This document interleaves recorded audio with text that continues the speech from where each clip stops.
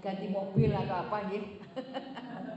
Ganti mobil atau monggo oleh karena mobilnya apa Bu Nining? Veloz. Oh Veloz Bu Nining ya. Oh Veloz ya, yang baru ini yang ini.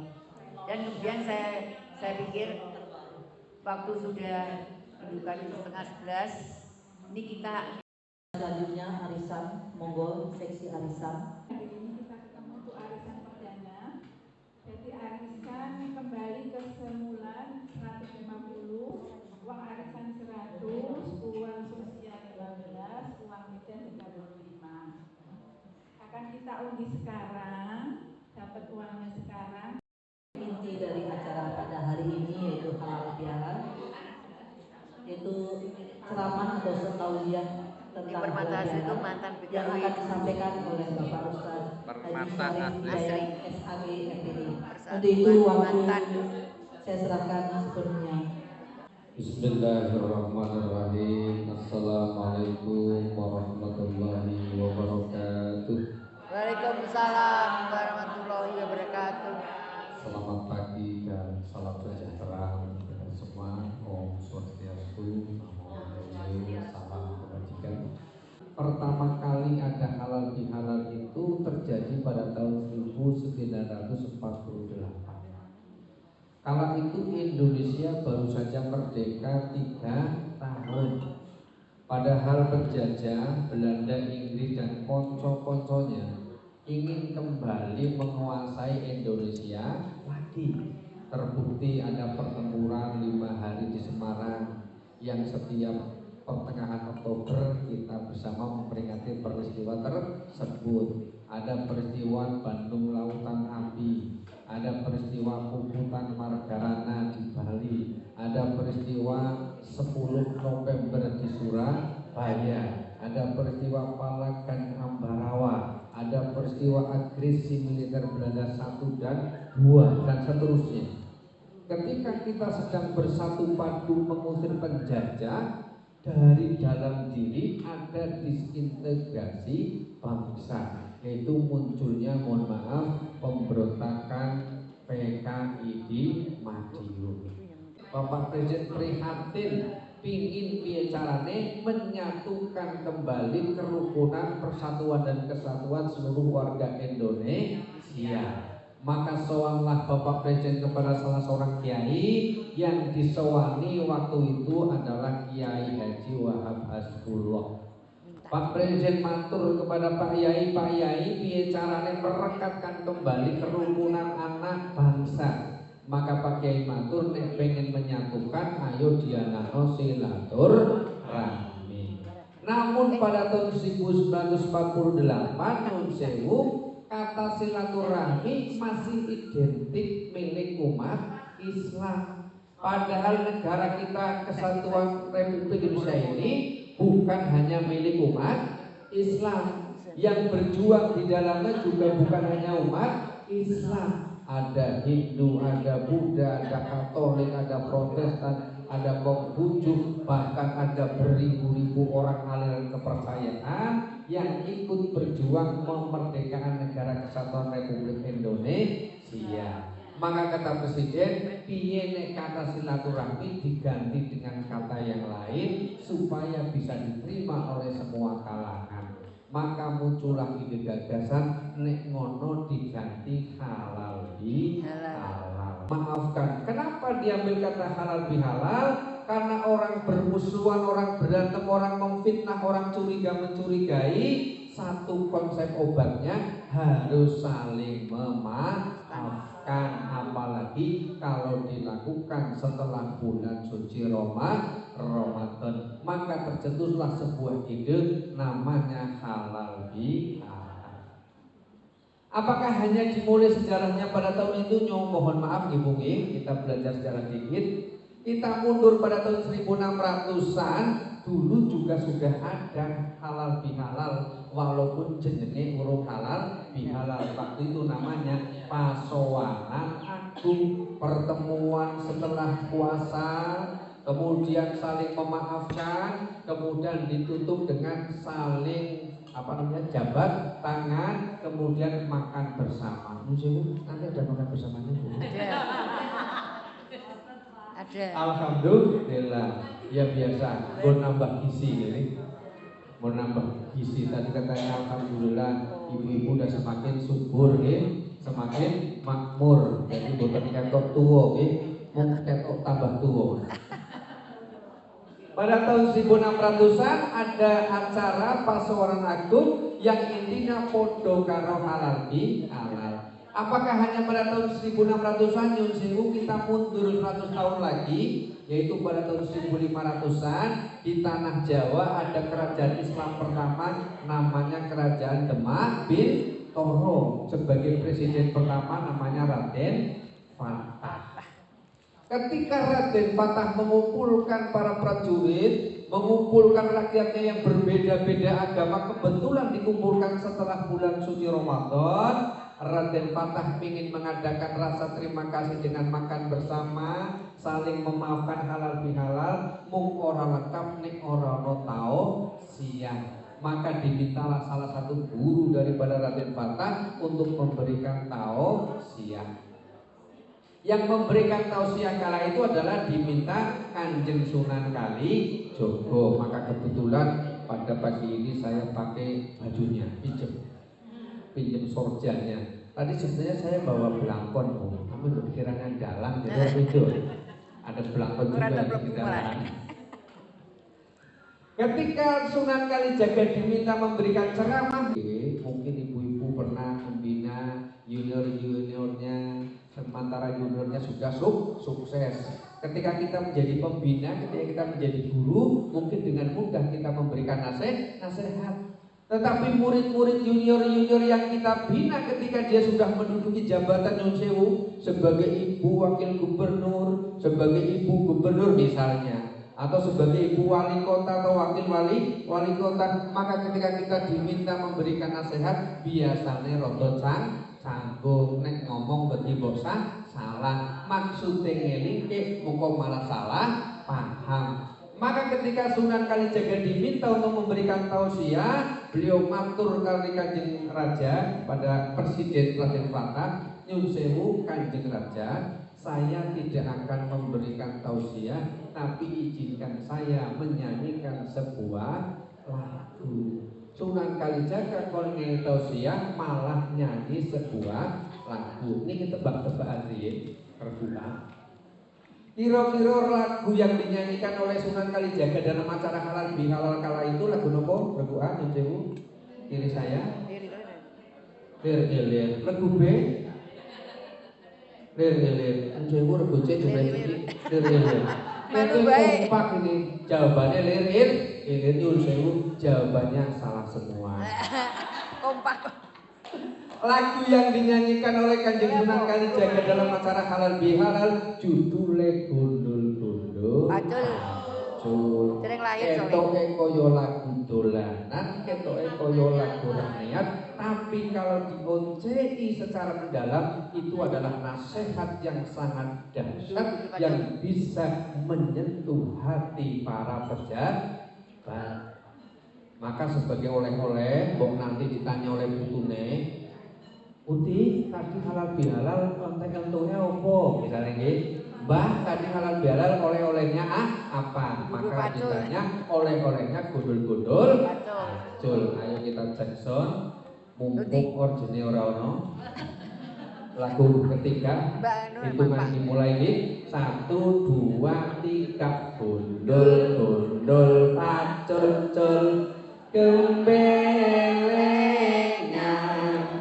Nyungji wakul-kul Kembelengan wakul lempang segane dadi salatan. Wakul lempang segane dadi salatan. Ketoke koyo lagu dolanan, tapi kalau dicermati secara mendalam itu adalah nasihat. Mari kita perhatikan satu baris demi baris. Baris yang pertama berbunyi gundul-gundul pacul gembelengan, itu artinya ditujukan kepada anak kecil yang masih balita.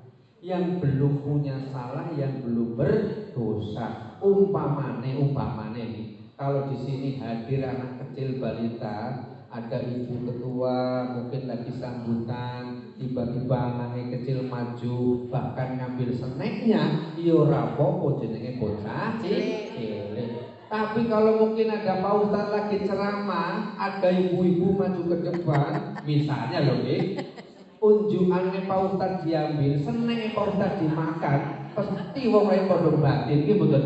Itu ibu apa sing lainnya padha bisik-bisik, mungkin obat entek.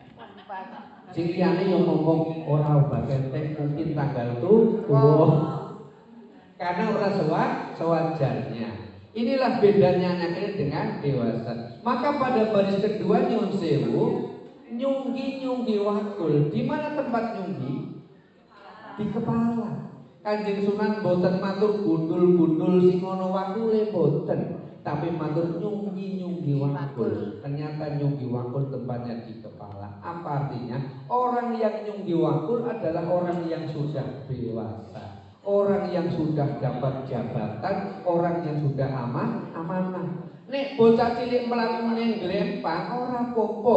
Wong pelepah pisang diarani jaran. Nek tiba yo menyade dhewe. Tapi nek wong tuwa mlakune kebelengan, apalagi pejabat mlakune kebelengan, maka diibaratke pejabat itu nggawa amanah. Nggawa 9 bahan pokok ada di kepalanya. Nek mlakune ora bener, maka amanahe tiba. Nek amanahe tiba tidak sampai kepada rakyatnya. Nyun sewu, rakyat kecil itu digambarkan sing penting wetenge, ini bahasa kasar iki, sing penting wetenge wareg. Nggih mboten. Sing penting wetenge wareg iso tuku 9 bahan pokok wis ayem. Orang mikir dunia persilatan. Maka pejabat ben iso nggawa amanah sampai kepada rakyat, mlakune kudu sing jejeg, mlakune kudu sing bener. Ibarate sikil niku samparan kanan iki mlakune nganggo hukum agama, kaki kiri mlakune pakai hukum negara supaya saya selamat dunia dan akhirat. Kenapa perlu halal bihalal? Nyun sewu nggih. Karena kata Kanjeng Nabi, orang yang sudah puasa dengan baik, orang yang sudah puasa dengan benar, dia kembali kepada fitrah. Maka jenengan nyebutnya Idul Fitri, kembali kepada kesucian. Kullu mauludin yuladu alal fitrah. Setiap bayi yang dilahirkan itu dalam keadaan suci, diharapkan ketika nanti menghadap Allah juga dalam keadaan suci. Ewon dene apa nggih? Ewon dene iki ewon dene lagi bahasa Jawa walaupun nggih. Bahasa Jawa itu luar biasa nggih mungkin. Bahasane okeh nang Inggris saya sampai bingung nerjemahke. Nek Inggris tiba ya tiba nggih mboten. Nek Jawa tiba ya ono keceklak, tiba mburi ya kecekak. Terjero wis jlemprung dan sebagainya wakeh. Ewon dene jenengan kita semua waktu dilahirkan dalam keadaan suci, tapi dalam perjalanan hidup selanjutnya nyuwun sewu ora ana menungso sing ora duwe salah, betul Bu? Ora ana menungso sing ora duwe dosa. Allah sayang kepada kita, Tuhan sayang kepada kita agar kita kembali suci di hadapan Allah. Allah memberikan kesempatan dikandung ulang oleh Allah Subhanahu wa taala melalui bulan suci Ramadan. Jadi bulan suci Ramadan itu adalah bulan di mana kita dikandung ulang supaya kembali suci. Nyuwun sewu, ojo ndelok wetenge kula nggih. Wah, Pak Ustaz jangan-jangan lagi ngandung ya lah. Kandung bulan Ramadan boten. Niki alhamdulillah karena syukur makmur gini. Undangan rono undangan rene. Padahal nyuwun sewu, ibuku gak usah khawatir. Kalau mungkin nanti ada acara silakan undang saya tidak mikir amplopnya. Napa Bu? Isinya insya Allah nanti begitu pulang langsung saya kasihkan anak yatim. Alhamdulillah. Karena kebetulan istri saya yatim Bu. Kebetulan istri saya yatim baru 1 tahun. Itu guyon. Tapi serius Ibu kalau mau wisata haji Bu, silakan kalau berkenan mampir ke pondok saya. Ada anak yatim 28, ada mualafnya 22. Saya punya pondok namanya Kasepuhan. Jadi ngajinya mung coro wudu, coro sholat, cara pikir. Saya tinggal di Gedawang, di perumahan Gedawang Pesona Asri. Kalau Nyun Sewu dekat dengan kafenya Pak Juliadi Batubara yang dikelola oleh Pak Joko Rianto, namanya Kafe Warga Lokal Maju Dikit. Kalau mau wisata hati, setiap Kamis malam Jumat jam 5 sore ada makan bersama. Bagi yang puasa, buka bersama dengan anak yatim, buka bersama dengan mu'alaf, buka bersama dengan poros santri sepuh. Alhamdulillah setiap Kamis malam Jumat. Jadi sekali-kali wisata hati ini dahar bareng karo bocah ya yatim, luar biasa insyaallah. Untuk apa pentingnya halal bihalal? Karena menungso rono sing sempurna dalam perjalanan hidup manusia, dalam perjalanan hidup kita. Kabeh wong duwe salah, kabeh wong duwe dosa. Apakah kesalahan kita sebagai pribadi? Apakah kesalahan kita sebagai keluarga? Apakah kesalahan kita dalam hidup bermasyarakat dan bertetangga? Nyun sewu, maka halal bihalal itu muhasabahnya ada 3. Yang pertama adalah muhasabah diri kita kepada Allah Subhanahu wa Ta'ala. Dalam puasa kemarin Nyun sewu, jenengan yang umat Islam sanggup puasa 1 bulan, betul? Ibu-ibu puasa 1 bulan penuh? Penuh orang ibu. Nek penuh berarti wis tuwa kabeh. Nyun sewu nggih. Kita bulan puasa bisa puasa 1 bulan. Kita bulan puasa bisa Senin Kamis 4 minggu. Kita bulan puasa biasa puasa tengah bulan. Tapi begitu bulan Syawal Nyun sewu kon puasa Syawal Abdul puasa Syawal, hari ini Lebaran, besok puasa. Ya Allah Pak Ustaz, biar puasa opore osi akeh, tamune do teko, rono rene yo nawari makanan enak-enak, abot puasa sunah. Nyun sewu bulan Ramadan kemarin jenengan sanggup maca Quran. One day one juz, bahkan mungkin ada yang 1 hari 2 juz. Sekarang baca Qurannya masih lanjut? Alhamdulillah. Sekarang Pak Ustaz setelah puasa bisa one day 3 juz. 1 hari 3 juz. Pagi 7 juz blimbing, siang juz al-apokat, sore juz mongko. Ning ngono akeh sing buat. Walaupun mungkin tidak sebanyak waktu bulan Ramadan, paling tidak istiqomah baca Quran. Ramadan kemarin Nyun sewu jenengan bisa istiqomah sedekah takjil, gimana? Sedekah jabur, bahkan ono sing sedekah sahur bersama. Saya tiap sedekah abot. Ya Allah Pak Ustaz, tanggal tua. Ya Allah Pak Ustaz dan sebagainya. Kon sedekah abot. Ya maka mungkin nanti bolehlah sedekah ke tempat kami sambil lihat-lihat anak-anak gitu. Abot, puasa kita jadi berat, sedekah jadi berat, baca Quran jadi berat. Di bulan Ramadan kemarin kita dihimbau untuk tidak menghibah, tidak menggunjing, agar kita menjaga panca indera. Tetapi sekarang Nyun sewu kembali lost doll. Gimana? Wis update status, kadang nek update salah, niatnya mungkin apik. Tapi kono ono konco sing ngalami situasi yang berbeda, update status kita dianggap malah nyindir koncone. Padahal niatnya ora nyindir. Lho sih kan angel. Kaya Nyun sewu seperti saya, kadang jadi ustaz itu ya angel Bu. Bulan poso undangan kon ngimami yo bingung. Ono sing njaluk kon cepet. Ono sing njaluk kon sing alon. Waduh piye. Cepet monggo disenen sing alon jenenge sing cepet. Anggo kelambi dadi ustaz yo angel Bu.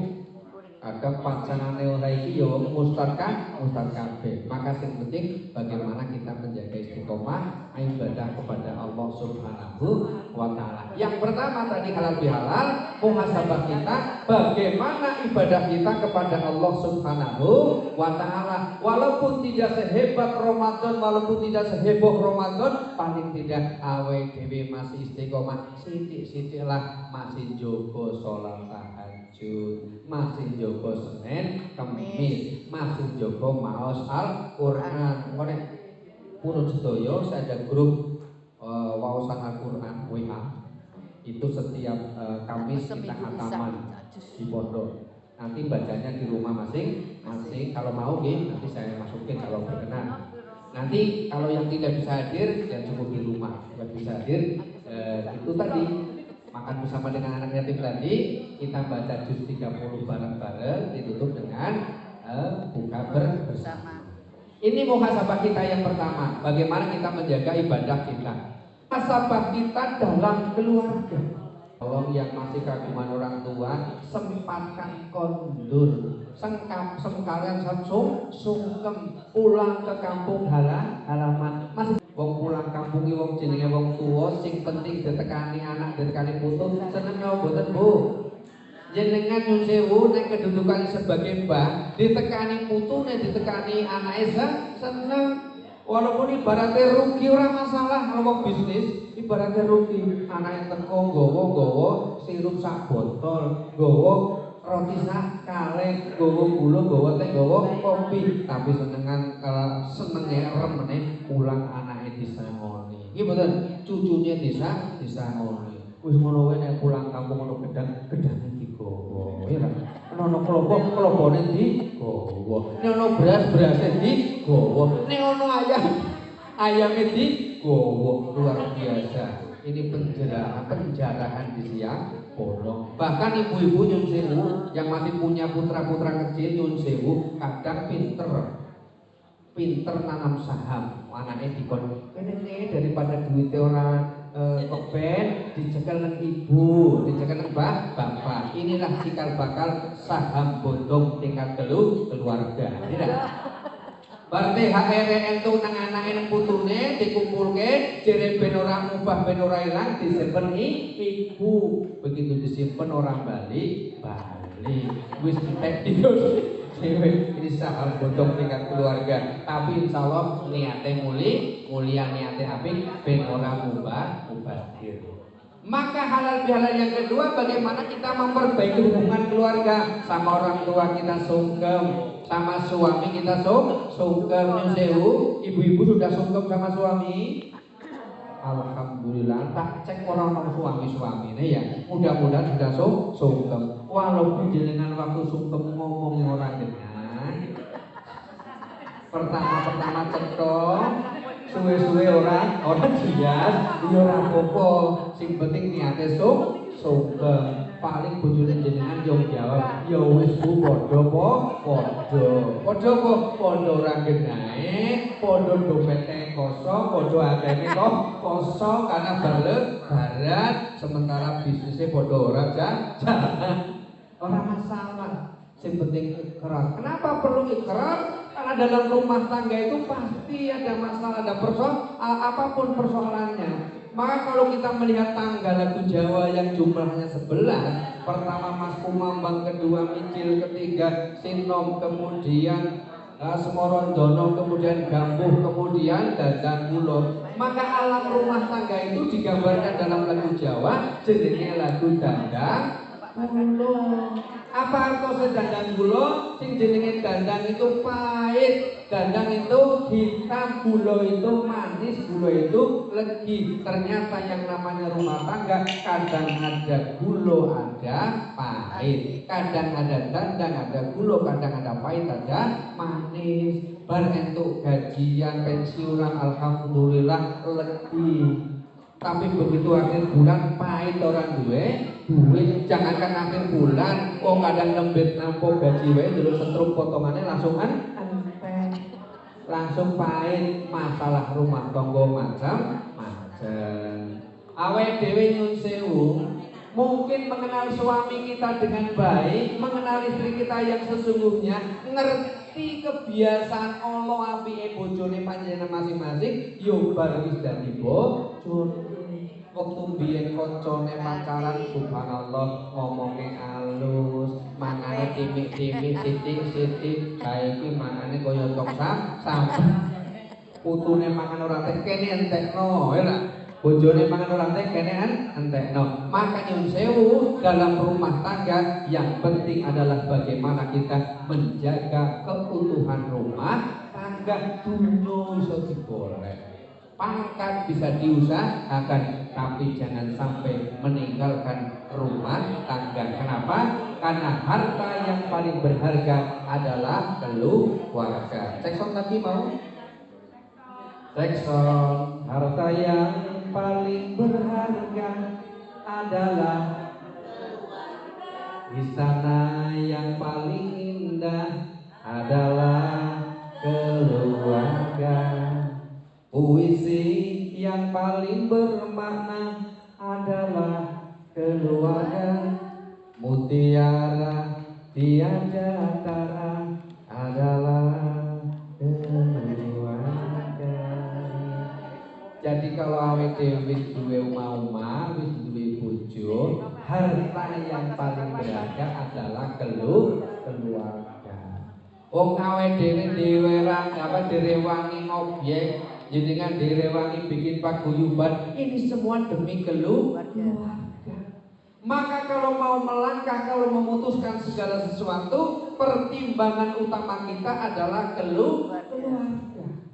Karena harta yang paling berharga adalah keluarga. Jadi halal bihalal ini adalah bagaimana kita bermuhasabah dalam rumah tangga. Nek ono salahe sing lanang, nek ono salahe yang kakung, nek ono salahe bapak nyun sewu, wong rumah tangga ora ono sing ora duwe salah. Ayo hunna libasul lakum wa antum libasul lahuna, saling melengkapi, saling menutupi, saling menyempurnakan. Karena manusia ini nggak ada yang sempurna. Kabeh manusia duwe salah, duwe khilaf. Sedangkan halal bihalal yang ketiga tidak kalah pentingnya adalah bagaimana kita menjaga hubungan baik dengan tetangga, menjaga hubungan baik dengan konco. Ini kan konco dhewe nggih. Mboten trah keluarga Sultan Agung, mboten to. Mboten trah keluarga Mataram, mboten to nggih. Bagaimana jenengan duwe paguyuban, ing jenenge paguyuban grup, yo jenenge grup paguyuban apa wae lah organisasi, mesti wonge macam-macam. Ono sing seneng komen, ono sing meneng wae, ono sing seneng update status, ono sing jalan-jalan, ono sing kuliner. Yo wis kudu ditampa dengan legowo, karena memang kita berada dalam satu komunitas, tidak mungkin disamakan. Maka ketika kita berada dalam satu kebersamaan, yang penting bagaimana halal bihalal ini berbesar hati, mau membuka diri, mengakui kesalahan kita masing-masing. Nek delok salahe wong kuwi gampang, tapi delok salahe dhewe angel. Karena angelnya ndelok salahe awake dhewe, gampangnya ndelok salahe wong liya, ibarate gajah di pelupuk mata tidak kelihatan, tapi semut di seberang lautan jelas kelihatan. Maka hikmah halal bihalal sawal ini untungnya kabeh wong do gelem ngaku salah. Aku urung tau tunggu nyun sewu nggih para mbah-mbah sekalian. Saya belum pernah lihat, belum pernah mendengar ada orang halal bihalal rebutan bener. Nanti orang no, kabeh wong halal bihalal ketemu pasti rebutan salah. Aku jalur ngapurane yo, aku akeh salahe. Sing dijaluk ngapura yo ngono. Wong boten kula sing jaluk ngapura, kita sing jaluk aku sing salah. Kabeh wong rebutan salah. Coba ketika kita rebutan salah, yang ada adalah keindahan. Ketika kita berebut salah, yang ada adalah kebaikan. Ketika kita berebut salah, yang ada adalah kebersamaan. ketemu nang dalan padha-padha aku salah wis mau apa urung ayo makan dulu iki betul. Tapi ketemu nang dalan lagi hutang malah ora itu makan malah berantem. Perasaan aku wis bayar, perasaan aku urung terima. Oh berarti bayarnya pakai perasaan, terimone juga pakai perasaan. Ternyata urung bayar. Karena berebut benar malah jadi ribut. Maka salah satu hebatnya hikmahnya halal bihal adalah kabeh wong gelem ngaku salah. Inilah hebatnya halal bihalal. Kenapa yang berpuasa dengan baik kal yauma waladatuhu ummuh, maka dia bagaikan bayi yang baru dilahirkan. Bagaimana sifat bayi? Itu nanti kabeh ini. Sifat bayi yang pertama nyenengke. Ini betul. Mbok jenengan nyun sewu nanti siang pulang saya capek ketemu putune masih mutimu langsung bokong ora peduli kesel. Jenengan bokong nyun sewu make lali urungai om jenenge pempes jenengan dipipisi guyu. Alhamdulillah awan-awan ngirim sayur bening padahal jenengan kesel capek membela di bokong dipipisi jare ngirim sayur bening. Coba nek sing dipipisi yang kaku ribut ora bener awan-awan dadak adus meneh lho.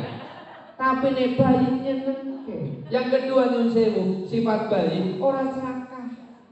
Bayi itu kalau dia haus, dimimi, dinenek, warak ya wis. Bayi itu kalau dia lapar, dikasih makan, kenyang ya sudah. Begitu karo mak-make bayi, begitu karo mbah-mbahne bayi. Nggih lho nggih. Kadang wis waret masih mikir iki kena sore ya ra. Maka survei membuktikan sing biasane pertemuan, sing biasane pengajian, sing biasane kebaktian, sing biasane opo wae ana nggawa tas mesti ibu. Alhamdulillah ana turahan seneng. Alhamdulillah tapi yo nggo putune to nggih. Iku wae dewangi nggo putune saking senenge duwe bayi subhanallah. Ora mungkin dengan nggo snack iki goyang aku ora nggih. Iki nggo snack nggo putune kembali nyenengke. Maka bayi itu serakah nyun sewu sing serakah adalah mbahne bayi. Begitu prasmanan ketoke wananane oke sing teko sithik langsung mikir plastik nanti. Styrofoam nanti langsung mikir turan itulah makne bayi kemudian kerajinan barakallah luar biasa. Yang ketiga bayi itu terima ditaruh di mana saja nurut jenenge nek bayi dipindah nang ya syukur terima. Yang keempat bayi itu orang duwe salah karena memang kullu mauludin yuladu alal fitrah. Karena kita setelah puasa ini kal yauma waladatuhu ummuh, setelah puasa kita dianggap seperti bayi, mestinya orang yang sudah puasa itu perilakunya wong sing poso mestine nrimo. Wong sing poso mestine ngurangi gawe salah. Inilah PR kita. Kenapa kita tiap tahun dikandung ulang oleh Allah Subhanahu wa taala melalui media namanya bulan puasa. Mudah-mudahan dengan puasa kita diampuni oleh Allah. Untuk menyempurnakan ampunan Allah nyun sewu sesama manusia harus saling memaafkan. Kita berharap semuanya berbesar hati, mau membuka diri, memberi dan menerima.